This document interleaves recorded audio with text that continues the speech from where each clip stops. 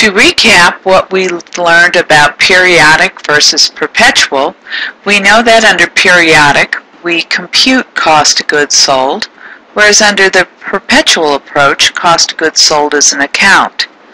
Under periodic, there's a purchases account. Under perpetual, there is no purchases account.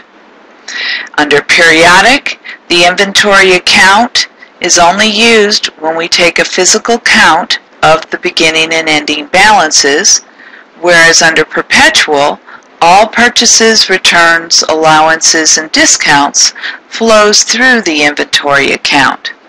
So notice that under the perpetual method, you must take a physical count of the inventory on hand in order to compute the cost of goods sold and the inventory balance. Whereas under perpetual, you always know what the inventory count should be since you track every purchase and every sale and its cost of goods sold transaction. So, why would you use these different methods? Well, managers make the choice. Generally, specific identification is used when they're unique items, and other than that, if they're more like a commodity, you have a choice of FIFO, LIFO, and average cost. LIFO is generally used when prices are rising because of the tax advantages. If I have higher inventory costs,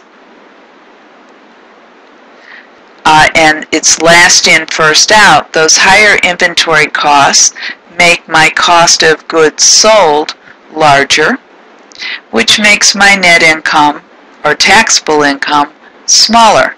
So I pay less taxes. If I pay less taxes, do I keep more cash?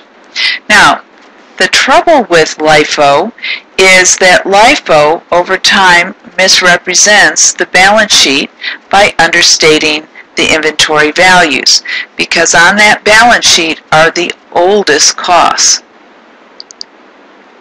And usually if the oldest costs, they're the cheapest costs. So inventory, the current asset, is generally undervalued.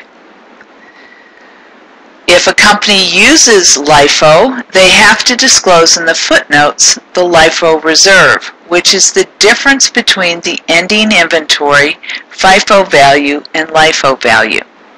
FIFO's advantage is the valuation of ending inventory closely approximates its current replacement cost, because remember, first in, first out means the most current costs are left on the balance sheet.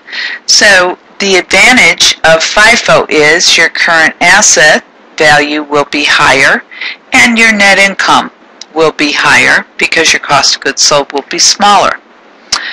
Well, third method, weighted average, is a compromise, meaning it falls between the two, just so you know. Now, LIFO to FIFO. If I wanted to convert LIFO to FIFO inventory, LIFO computation to FIFO computation, we would look in the footnote for the LIFO reserve.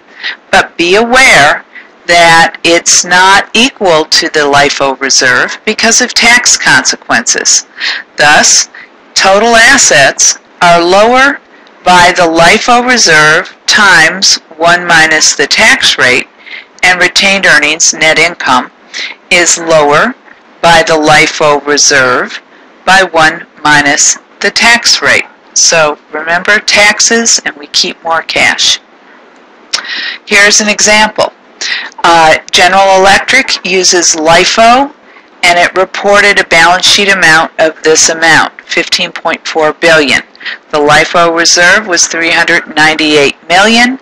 So if I wanted to go from LIFO to FIFO, all I would do, barring that I don't know what the tax rate is I would just add the LIFO reserve, and then I'd get FIFO. What would be GE's inventory balance if it used FIFO instead? As we said, $15.8 billion. Why is this disclosure useful? Well, for comparability between companies. If one company uses FIFO and the other company uses LIFO, it's nice to be able to switch back and forth and also to compute the tax liability impact of the reserve. All right, let's stop here. And then we'll come back and talk about lower of cost or market.